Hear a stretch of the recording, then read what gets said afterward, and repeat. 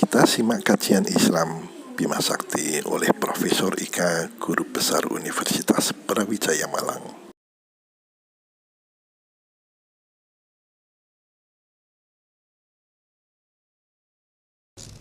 Ya semua insya Allah semua Quran itu Anda bisa gunakan. Apalagi kalau keluaran yang sudah ada justifikasi Departemen Agama. Anggap itu sebagai sebuah referensi saintifik. Paham ya? Baca saja translate-nya. Nanti Anda akan dituntun oleh Allah. Karena ini informasi wahyu. Ini perkataannya Allah.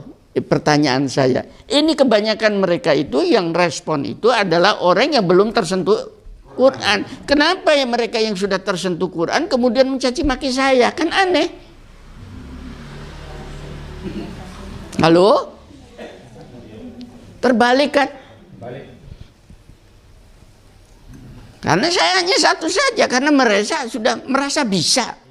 Merasa tahu. Merasa pinter.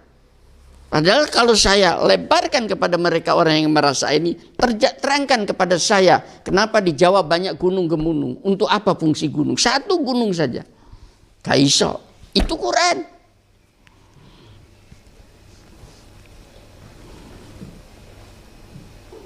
Nggak usah lebarkan lagi.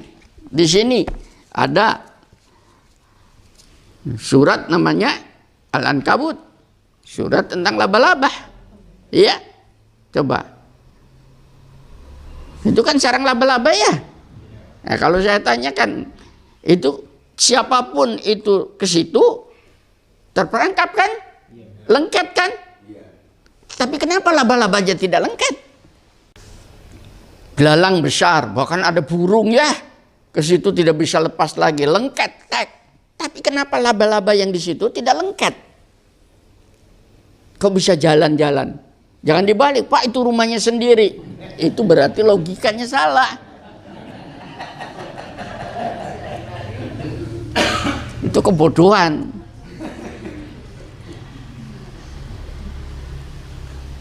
Makanya saya tantang benar. Ya saya tantang itu bukan umat lain, umat Islam. Yang merasa katanya sudah pintar tentang isi Al-Quran. Iya.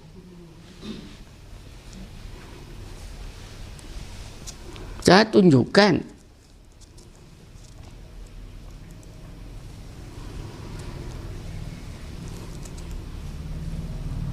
Yang tadi malam saya katakan, kalau kita belajar ilmu kimia, saya tanya itu teman saya Pak Thohir itu, karena dia dulu senangnya adalah kimia. Ada berapa unsur yang kamu sudah kenal, dipelajari dalam ilmu kimia? Berapa tadi malam? 26 atau 27? Ya? 28 unsur kimia yang sudah diketahui orang. Apa tidak bisa berkembang? Mungkin bisa berkembang pada satu waktu. Tambah satu unsur saja, reaksi kimia sudah berubah nanti. Persamaan kimia sudah berubah. Satu unsur saja.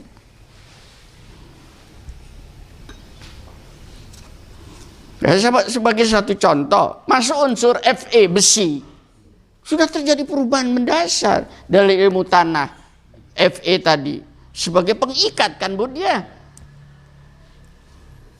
Kenapa di tanah-tanah yang Fe-nya tinggi itu keterisian unsur-unsur tertentu itu tidak tersedia untuk tanaman.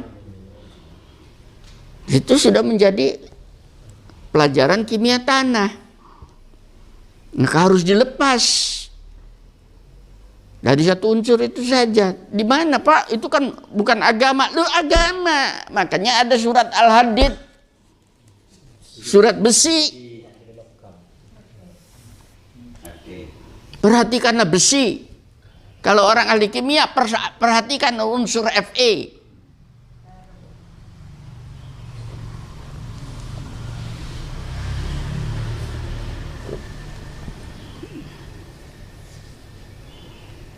Ibu-ibu yang sudah sepuh-sepuh, nggak usah kecil hati ya. Ya ikutin saja Pak, berat enggak, ikutin saja sudah. Ya, dengan demikian akan tercatat ya itu tadi oleh Allah termasuk orang yang berada di dalam majelis taklim, ya, majelis keilmuan. Oh, itu bukan ilmu saya, ya, itu di luar saya, tidak boleh. Alam raya seisinya termasuk Tuhan, itu adalah ilmunya kita. Kita harus tahu, banyak belajar. Dan untuk belajar itu tidak pernah mengenal jenjang pendidikan. Ya, karena orang yang berpendidikan tinggi pun selalu akan kekurangan pengetahuan, apalagi kalau kita belajar tentang Quran ini. Semakin digali semakin banyak informasi, dan saya tidak tahu ini nanti dia akan dijadikan sebuah referensi betul-betul saintifik itu kapan. Walau alam, saya sedang membuat pembaruan dalam mempelajari Al-Quran ini tadi, supaya saudara-saudara kita yang tertarik itu tadi mau belajar, bukan hanya sekedar membaca, akan tetapi memanai dan memperdalam, sehingga keluar ilmu-ilmu pengetahuan baru dari dalamnya itu.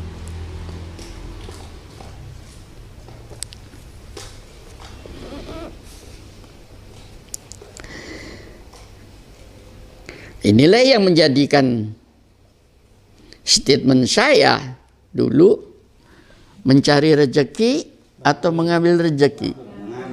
Nah, saya selalu mengambil rezeki, karena rezekinya sudah ditentukan Allah dengan ukuran. Ini ayat Quran tadi itu.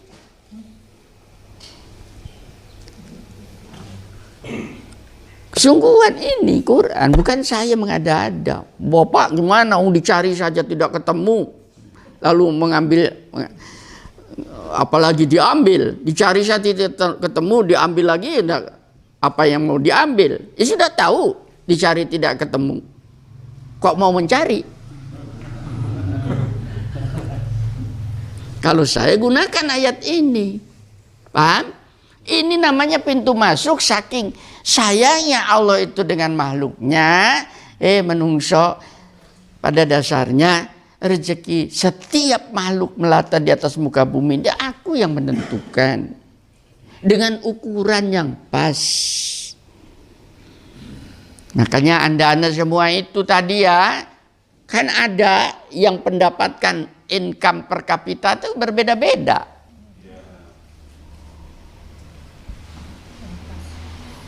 Ngomong PNS saja kan beda ya. Kalau 4E, siapa yang 4E itu? Saya ya 4E. Iya. Ya kalau 4E di dalam PNS paling banyak mungkin sekitar 8 juta.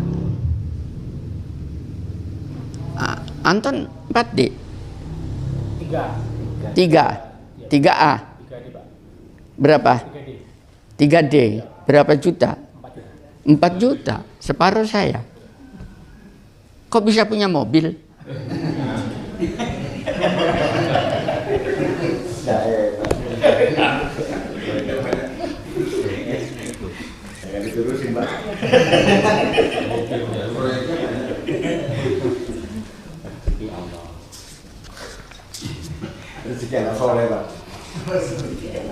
Nah, ini semua itu tadi dengan ukuran-ukuran. Makanya kalau kita seperti gitu tuh, ada orang yang rezekinya melimpah, enggak boleh kita kemudian iri.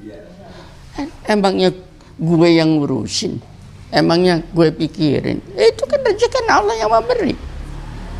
Paham ya? Jangan tersilaukan oleh itu. Ini pintu masuk bahwa rezeki itu ada yang mengatur. Karena ukuran Allah, pengertian, tolong ya, ukuran Allah itu tidak linier. Paham linier? Makanya kalau kita menjawabkan tentang kodok dan kodor, jangan kemudian linier. Tidak boleh. Tahu linier? Linier itu kalau saya berbuat ini dapat ini. Itu namanya berpikir linier ya. Belum tentu.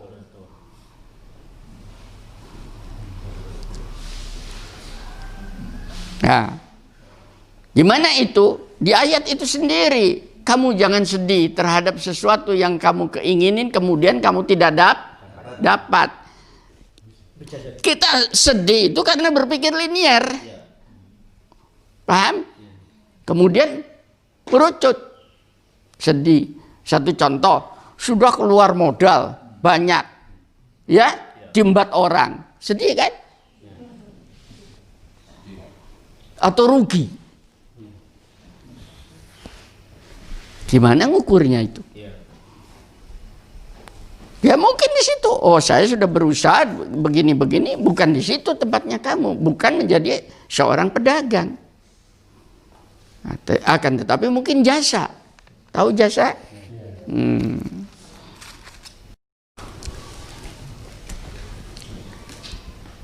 Coba nanti pulang, kalau tidak percaya, evaluasi di sekitar Anda terhadap seluruh makhluk Tuhan di luar kita dulu. Paham ya? Coba. Dijamin gak rezekinya oleh Allah. Tadi saya sudah mengatakan di kebun. Di situ ada bekicot. Coba dicatat. Di situ ada laba-laba, tawon. Ya? Coba. Semuanya terjam. Ukurannya. Ukuran termasuk waktu hidup. Itu ukuran-ukuran semuanya. Berarti ada sebuah skenario global dari ilahi terhadap memaknai kehidupan dunia ini tadi.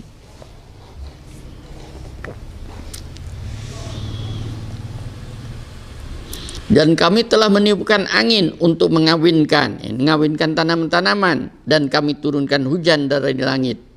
Lalu kami beri minum kamu dengan air itu, dan bukanlah kamu yang menyimpannya. Waduh, ini masa tidak tersentuh, Rek? Ya? Pengetahuan tentang perkawinan dalam tanaman belum ada. Akan tetapi Al-Quran memberitahu bahwasanya tanaman itu ada sel jantan dan ada sel betina yang perlu dikawinkan, salah satu diantaranya melalui angin ini tadi. Ini kan sebuah sumber pengetahuan. Akhirnya menjadi apa ini pengetahuan itu tadi tentang kawin mengawinkan tanaman yang sekarang menjadi breeding. Plant breeding, sehingga untuk mendapatkan varietas-varietas baru, jenis-jenis yang baru. Di Fakultas Pertanian itu menjadi program studi tersendiri, program studi tersendiri. Ya, di Indonesia kan pemuliaan ya, pemuliaan. Ilmu pemuliaan. Nah, ini Quran ini tadi. Mengawinkan. Berarti harus dipelajari. Tentang morfologi dan fisiologi tentang bunga-bungaan. Coba. Ilmu ini adakah diajarkan itu di IAIN? Enggak kan? Padahal di Quran ini seperti itu.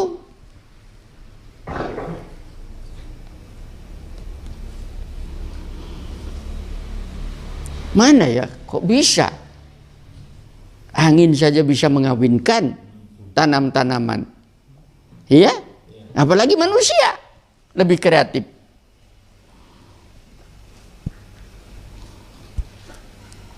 Nah, anggrek-anggrek dengan beraneka macam jenisnya itu karena dari perkawinan-perkawinan ini.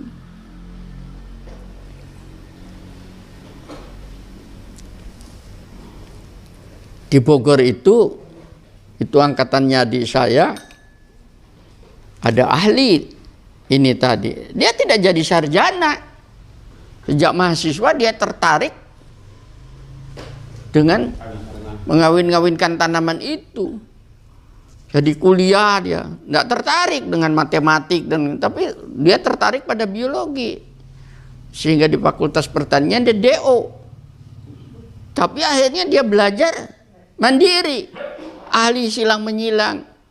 Akhirnya diambil oleh Kebun Raya Bogor. Paham ya? Jadi tenaga harian dan sebagainya di situ. Ternyata dia akhirnya sekolahkan ke Inggris. Nggak dapat insinyur, pulang master. Coba bayangkan, oleh LIPI Kebun Raya. Setelah dia bekerja di situ lama-lama, dia ilmunya berkembang. Ngapain saya jadi PNS? Nggak mau dia. Apa? Kreatif sendiri. Akhirnya sekarang, bayangkan, dia punya lahan di Bogor tuh puluhan hektar. Tahu tanaman apa namanya? Bunga. Bukan cinta tuh. Oh, gelombang cinta. Gelombang cinta itu hasilnya dia.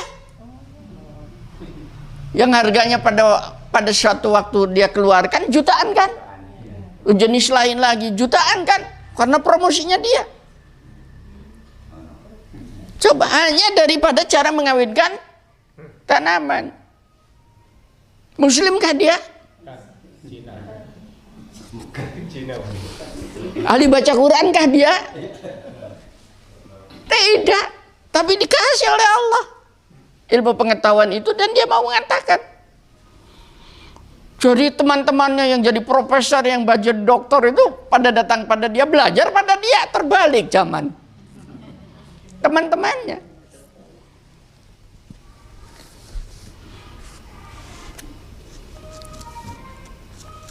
Namanya kan saya lupa, Gregory tapi namanya Gregory. Mudah-mudahan dia dengar YouTube saya ya. Teman, kalau perlu datang ke sini ajarin tuh orang-orang itu. Hanya dari sana sudah dikasih rezeki. Nggak ilmu tadi plant breeding. Adakah di Quran ini? Siapa yang mempelajari? Berapa tadi? Gunung, bumi, tanaman, iklim, plant breeding. Wih, bukan main ini. Iya? Hujan ini ya. Itu tadi. Oh, di atasnya ini. Dan tidak ada sesuatu pun melainkan pada sisi kamilah hasanahnya. Berarti semuanya itu bukan pada kita. Terkontrol oleh Allah rezekinya dan kami tidak menurunkannya melainkan dengan ukuran tertentu tadi. Semua sudah ada ukuran-ukuran. Kita itu diminta belajar untuk belajar tentang ukuran. Ya apa caranya ngukur? Sehingga kita tahu tentang ukuran-ukuran itu yang dinamakan dengan identifikasi dari seluruh yang ada di dalam alam raya. Kamu akan mendapat hasanah pengetahuan itu menjadi sebuah teknologi hidup damai sejahtera.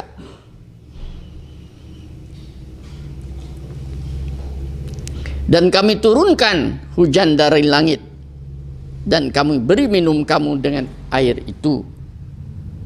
Ya, kan bukan air hujan yang diminum. Tapi dengan air itu kami beri kamu minum. Dan bukanlah kamu yang menyimpannya. Air ini loh, kan bukan kita. Sehebat-hebatnya kita menyimpan air, pakai satu termos. Halo. Tapi bayangkan air di dalam alam ini disimpan oleh Allah di dalam alam. Ya. Dalam berbagai macam bentuk. Gentongnya Allah itu macam-macam untuk menyimpan air. Kalau di kutub dalam bentuk es, itu cadangan air itu. Makanya jangan dirusak klimatnya. Kalau airnya mencair kemudian hilang, tidak ada cadangannya lagi. Saya waktu ke Teheran, saya tanya pada orang di situ, dari mana sumber air kalian untuk minum di kota ini? Ya, dia menunjukkan di situ ada sebuah gunung Yang di gunungnya itu ada gletsernya di atasnya itu. Tahu? Air. Salju apa es? Es. Kayak kalau di kita ke Gunung Jayawijaya ya. Kan di atasnya kan bukan salju, es. Es di atasnya itu. Itu disimpan oleh Allah. Dia mengatakan itu menurun, turun itu kemudian jadi sungai, itu yang kita gunakan untuk keperluan sehari-hari. Nah, itu jangan dirusak gentongnya, pecah. Di atas, di mana? Dalam bentuk awan. Berarak. Aku halau awan itu ke suatu tempat dan aku turunkan di tempat itu. Ya? Nah, kan bukan kita yang mengarak awan. Awan sendiri tidak bisa berjalan. Ada yang menghalau. Untuk apa? Untuk menghidupkan di padang stepa, yaitu sapi-sapi di Afrika itu kan daerah panas. Dihalau ke sana, dihidupkan. Lalu siapa yang ngatur itu? Awan itu volumenya itu bukan ukuran gentong itu. Itu sudah metrik ton. Kalau kita naik pesawat kan itu ya. Kan bergulung-gulung itu. Yang warnanya putih. Itulah gentongnya Allah. Dan itu tidak bisa lebih lagi di atas. Ya di situ ditaruhnya. Yang akan diturunkan oleh Allah pada suatu tempat yang Allah yang mengaturnya itu sendiri agar supaya tempat itu tidak mati. Agar supaya makhluk yang ada di situ tetap hidup, dipelihara, dikasih. Setelah turun, apakah hilang begitu? Enggak. Disimpan di palung-palung di dalam tanah itu tadi, ditanam tanaman disimpan di dalam tanah, disimpan atau dikembalikan ke laut. Lautan yang kayak begitu besarnya itu adalah gentongnya Allah.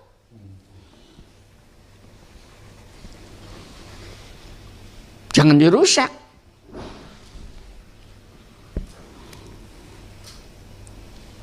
Nah, harusnya ini tadi jadi ilmu apa ini? Klimatologi. Bukan. Ilmu apa? Jangan dirusak. Sekarang kan air hujan dan sebagainya jadi hujan asam. Keluar tidak bisa diminum. Tanaman-tanaman mati. Kena hujan asam itu. Iya. Karena CO2 keluar, SO2 dalam bahasa kimia shock, sulfat ke atas itu tadi bereaksi dengan H2O keluar menjadi H2SO4, jadi asam, tanaman mati, nggak bisa diminum, merusak. Jadi ilmu apa ini? Ilmu lingkungan sekarang. Harusnya orang Islam belajar tentang ini. Kenapa yang berbicara di TV itu? Siapa? Bekas wakil presidennya Amerika yang mau jadi presiden tak jadi itu. Al Gore ya. Al Gore. Yang menyampaikan itu.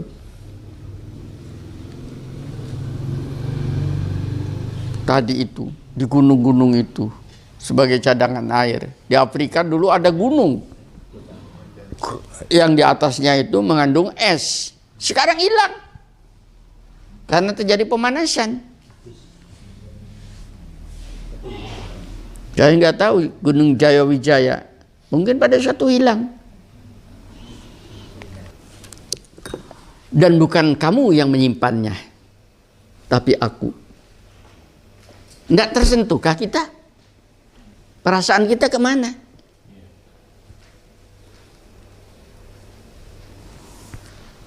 Aku yang menyimpan di dalam alam ini. Tentang apa yang kamu minum itu tadi. Dan sungguh kamilah yang menghidupkan dan mematikan. dan kami pula lah yang memarisin. Dia menciptakan, menghidupkan, mematikan, dan memiliki alam raya ini. Mewarisi itu berarti adalah Allah pemiliknya daripada alam raya ini. Dia pengatur, dia pemilik, dia yang menjaga. Tolong ini dilihat semua tadi.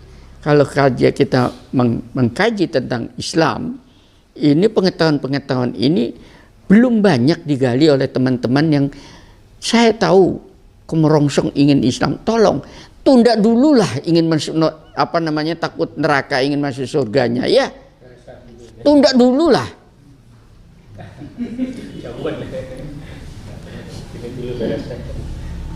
Makin kemerongsong, makin jauh. Karena surga neraka bukan milik kita, tapi milik Allah. Masalahnya sekarang layak atau tidaknya kita itu ke sana.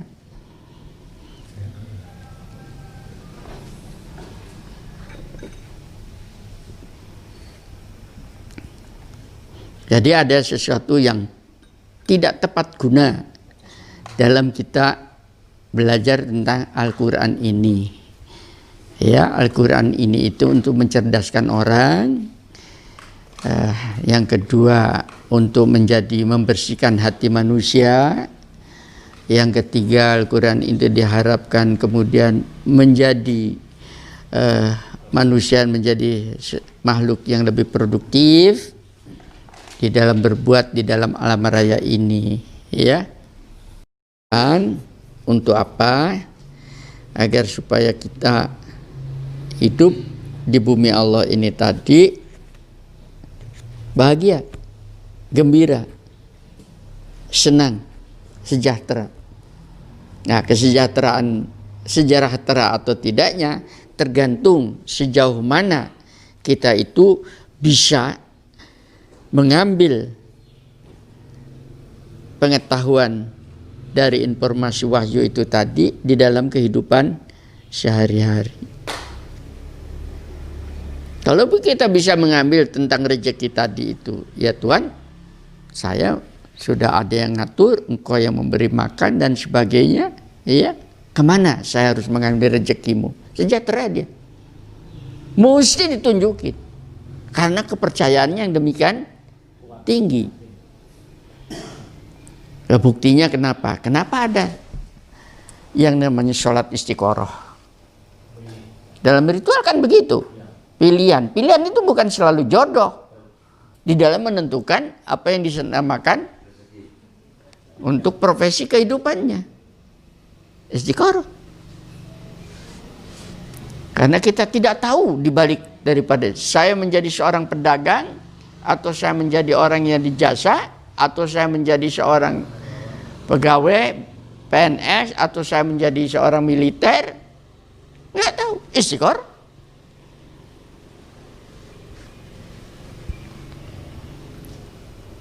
Bukan untuk mendapatkan pahalanya pada sholat istiqoroh, akan tetapi supaya mendapatkan sebuah informasi, petunjuk mana yang sesuai ukuran saya. Paham ya? Tadi kan ukuran-ukuran. Dengan jodoh, tuh untuk anak-anak muda gitu, jangan emosi. Kalau sudah cinta buta kan jadi emosi ya. Pokoknya kalau tidak dengan dia, sudah. Ya, lebih baik aku gantung diri. Emosi.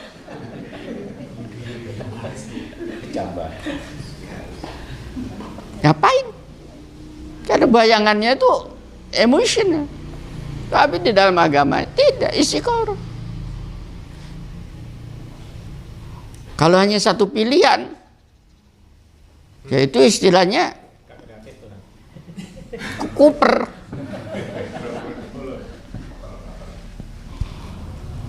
Kurang pergaulan. Wong tanaman saja beraneka macam dan rasa. Ya. Sehingga istiqorohnya enak kalau banyak pilihan. Ya kalau satu pilihan istiqoroh gimana? Wong satu. Kalau 10 istiqoroh. Mana yang terbaik menurut engkau?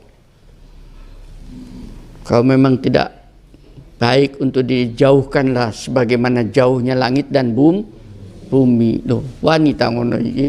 Aduh eman Pak, loh emosi lagi.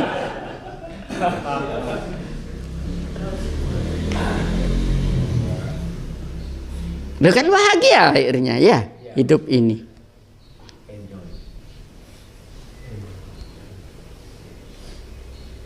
Milih mana Taton?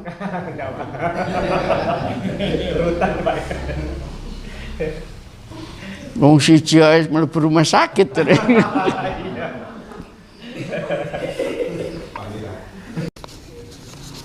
Nah, ini diberikan kepada kita dalam rangka supaya kita ini hidup di dunia ini menjadi apa ya? Menjadi enak, bahagia, mudah. Tuh, saya baru dalam beberapa ayat di dalam satu surat, belum ayat lain dalam surat lain, banyak, ya. Itu karena di bawah itu berbicara tentang Adam di bawah. Pada ayat ke-26, menciptakan manusia dari tanah liat kering dan lumpur hitam yang diberi bentuk. Kalau seperti tanah liat yang diberi bentuk kering, jadi berarti Adam itu di mana? Bumi. Di bulan apa di bumi? Di bumi. Tanah liat itu adanya di bumi. Nah, ini Qurannya ini loh.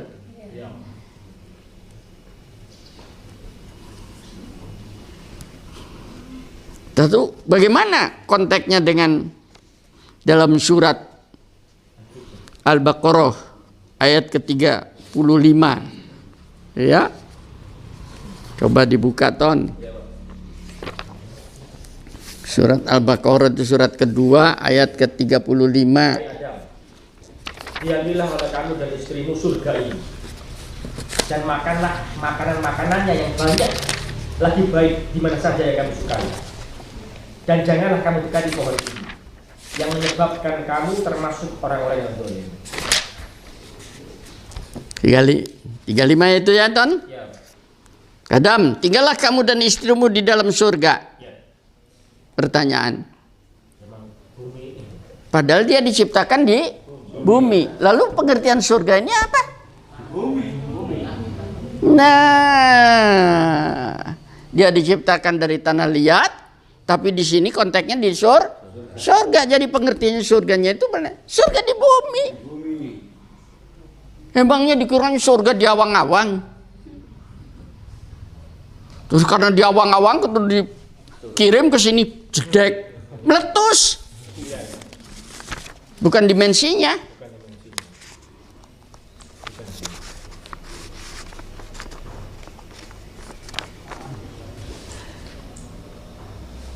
Ya. Jadi berkembangkan ayat ini. Menjabarkan ini loh sulit ya. Adam, tinggallah kamu dan istrimu di dalam surga dan makanlah dengan nikmat berbagai makanan yang ada di sana sesuka kalian. Disuruh bersenang-senang nggak ini?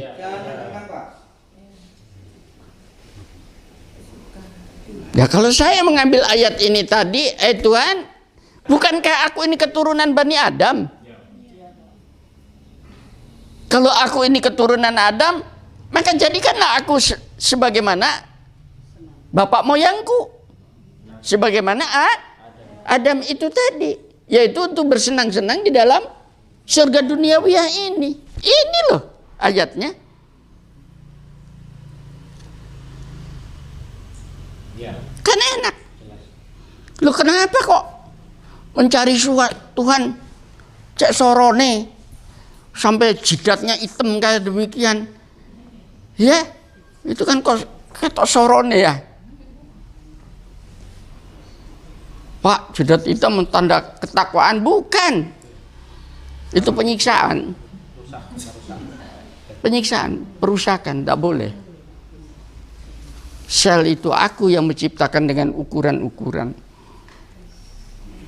Ya, wajah ini cahaya ilahi, begitu kamu wajahnya itu dirusak, tidak menarik. Cahaya ilahi tidak ada, cahaya keilmuan tidak ada.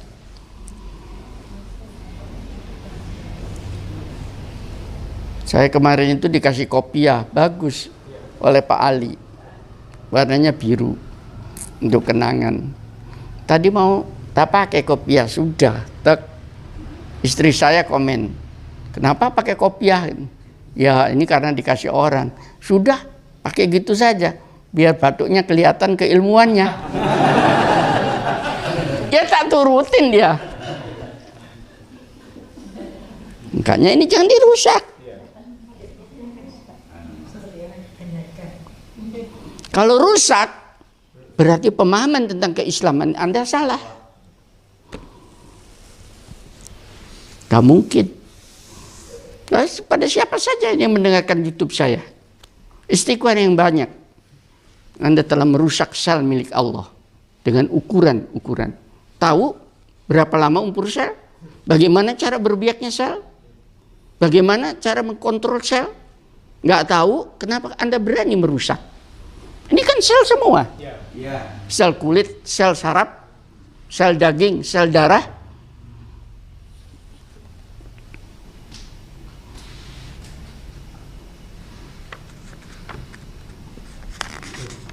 Ini Pak Ika. Wanita Ton ngomongin ini Ton. Ya belum apa-apa udah melebur rumah sakit. Jangan padahal. Kongkon tadi itu makomnya itu sudah, jangan kelayapan kemana-mana, duduk ya.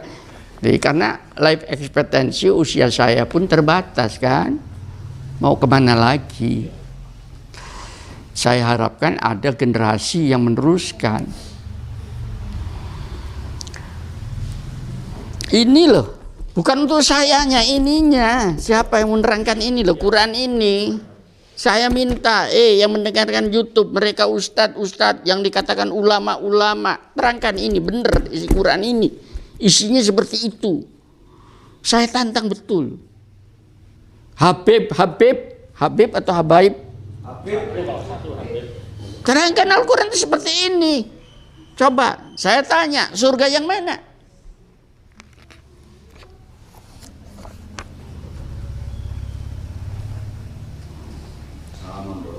Ya, itu disuruh bersenang-senang, makan berbagai macam makanan, bersenang. Hanya satu permintaan Allah, jangan kamu dekati pohon ini. Hanya itu larangannya Allah itu tadi. Ya, bersenang-senang, hanya jangan kamu dekatin, itu saja. Kenapa Allah kok dibolehkan? Sebagai batu ujian. Paham?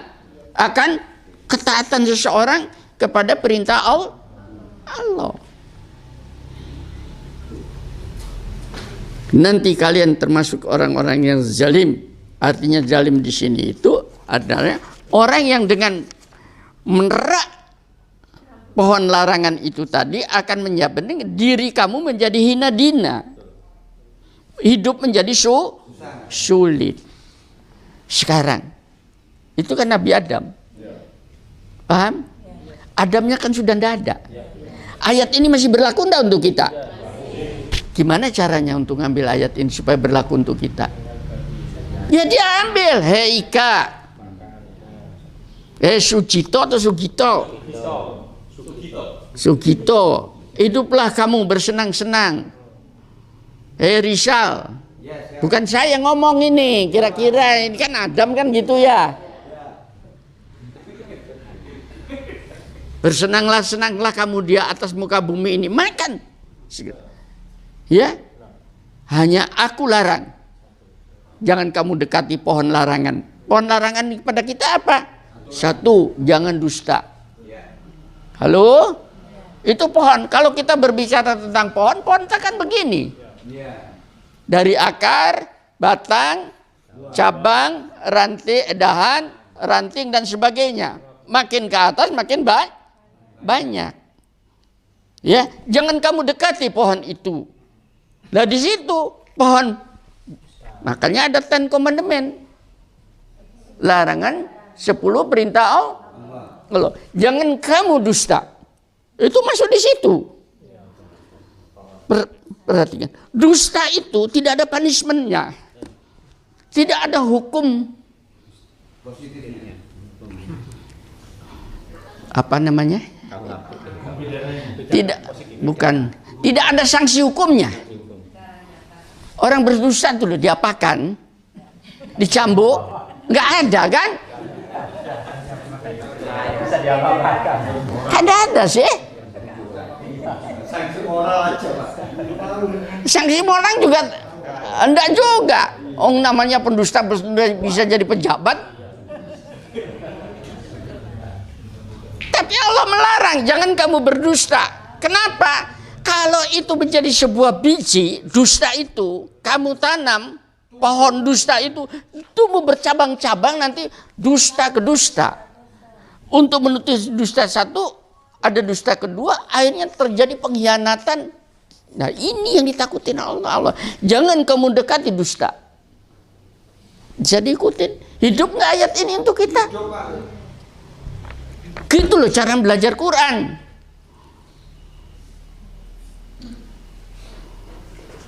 Contoh lain, jangan kamu mencuri. Ini pohon larangan. Dikananya pohon larangan, pohon jelegedek menuju. Di mana di atas muka bumi ini lah pohon larangan? Ya apa bentuknya? Ya, lu ngarep iku ada pohon kelengkeng. Ini namanya pohon larangan. Kita kayak Adam sama, kita ini adalah Bani Adam. Hidup di atas muka bumi seperti Adam, bersenang-senang. Selama kamu itu tidak mendekati larangan-larangan itu tadi, kamu hidup laksana di surga. Itu loh pengertiannya. Tidak kesulitan ekonomi, tidak banyak musuh. Makanya jangan mencuri karena merasa keamanan.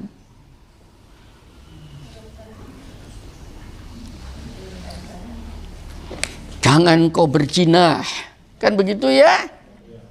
Itu. Hormati kedua orang tua, yang nom-nom ini loh, ya. Yang tua-tua juga begitu, tapi bapak mbokku meninggal. Cara menghormatinya gimana? Cara menghormati diajari oleh Allah melalui doa. Ya, ampunilah kedua orang tuaku yang sekarang sudah ada di dalam kubur. Kasihanlah mereka karena mereka sewaktu hidup di dunia ini telah mengasihi sayang diriku itu dengan pendidikan, dengan tulus. Sehingga sekarang aku bisa berdoa pun ini adalah karena ajaran kedua orang tuaku ini. Nah itu, kasihani mereka sewaktu hidup di dunia ini penuh dengan penderitaan. Ya, itu.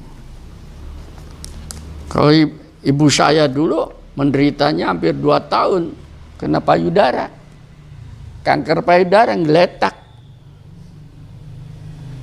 Kalau saya sih masih gemuk gini ini ya, dia sudah seperti kayak demikian. Bukan kan penderitaan itu? Ya, dia seperti itu menderitanya. Sekarang di sisimu, berilah dia keluasan rezeki, kehormatan di sisimu, karena dia telah melahirkan diriku yang sekarang aku bisa menghadap engkau. Loh kan enak. Itu cara menghormati orang tua. Ya.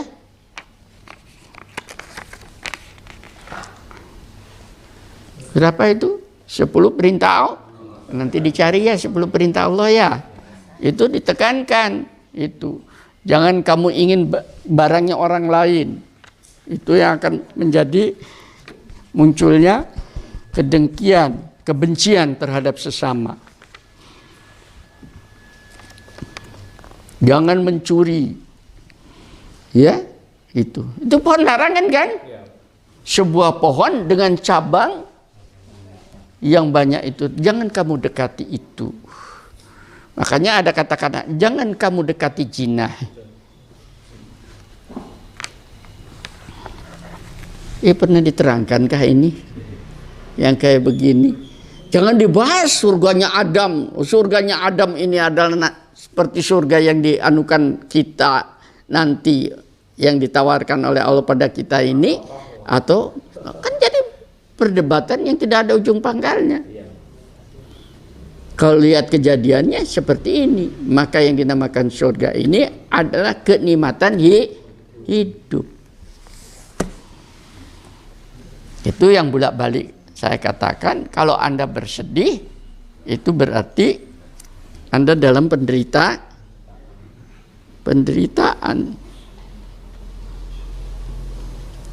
Iya. Karena ayat di berikutnya ini, karena dia melanggar, ya kan, itu tadi, ya, memperdayakannya itu, keduanya tadi lengser pelanggaran ini, keduanya dikeluarkan dari kesenangan itu. Artinya apa? Yang tadinya semua mudah menjadi sulit. Itu tadi. Ya, dan kami turunlah di situ, bukan turun kemudian pakai pelangi kayak bidadari. Sebagian kamu menjadi musuh bagi yang lain. Kan belum beranak pinak. Tapi ini prediksi, ramalan, kamu akan menurunkan anak keturunan karena kamu telah melanggar larangan, pohon larangan itu akan menurunkan anak keturunan yang saling bermusuh-musuhan. Sudah terjadi. Dengan demikian Al-Quran ini juga adalah sebuah ilmu peramalan. Tapi bukan peramalan dukun. Tapi ini peramalan Al-Quran. Makanya saya menulis buku peramalan penyakit. Caranya lain. Bagi yang lain, dan bagi kamu ada tempat tinggal dan kesenangan di bumi sampai waktu yang ditentukan. Iya, gitu. Suruh bersenang-senang kan? Kemudian ada menerima beberapa kalimat dari Tuhannya, lalu dia pun menerima tobatnya. Sungguh Allah Maha penerima tobat, Maha penyayang. Untuk Adam, ya sudah, kalau kita melanggar pohon larangan itu, tobat. Ada peluang. Di sini diberikan. Kenapa ini digerojok seperti itu? Supaya Tuhannya itu hadir dan Tuhan tidak sadis. Saking disayangnya kita. Mari kita manfaatkan hal-hal yang demikian ini dalam kehidupan duniawi, sehingga bergembira semua. Kenapa kok kajian Bima Sakti orangnya kok senang semua? Iya kan disuruh bersenang-senang. Kenapa? Kita bersalah pun diampuni oleh Allah. Ya, nanti mulai pulang, Bu. Jadi yang dinamakan pohon larangan itu jangan kita pernah dekati. Gimana pohon larangan itu tadi? Wis ngaji Bima Sakti, ya. Itu tadi. Nah, belum pernah ada. Jadi sekarang tuh semua informasi yang ada diwahyukan di sini banyak juga yang sifatnya itu adalah bermakna simbolis. Perlu dijawatahkan. Mudah-mudahan kita semua masih diberi kesempatan oleh Allah untuk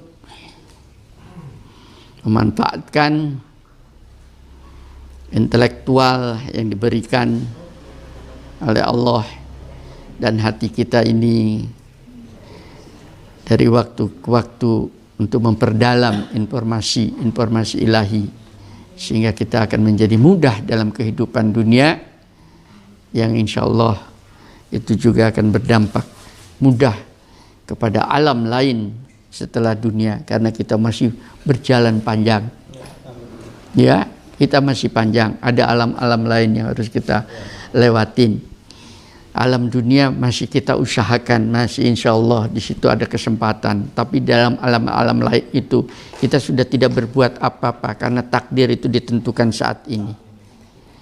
Mudah-mudahan Allah bisa mengampuni semua kehilapan kita dalam kehidupan ini, sebagaimana Allah telah mengampuni bapak kita, orang tua kita, Adam alaihissalam, dan ibu kita yaitu Siti Hawa itu tadi. Mudah-mudahan dari waktu-waktu kita semakin mencintai, gandrungi Al-Quran ini sebagai sebuah referensi pengetahuan. Dan saudara-saudara kita yang sekarang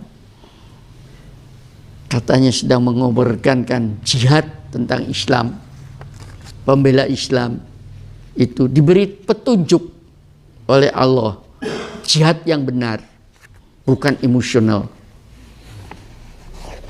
Mudah-mudahan mereka bisa paham tentang kandungan isi Al-Quran. Alhamdulillahirabbil alamin. Rabbana atina fid dunya hasanah wa fil akhirati hasanah wa qina adzabannar. Assalamualaikum warahmatullahi wabarakatuh. Waalaikumsalam.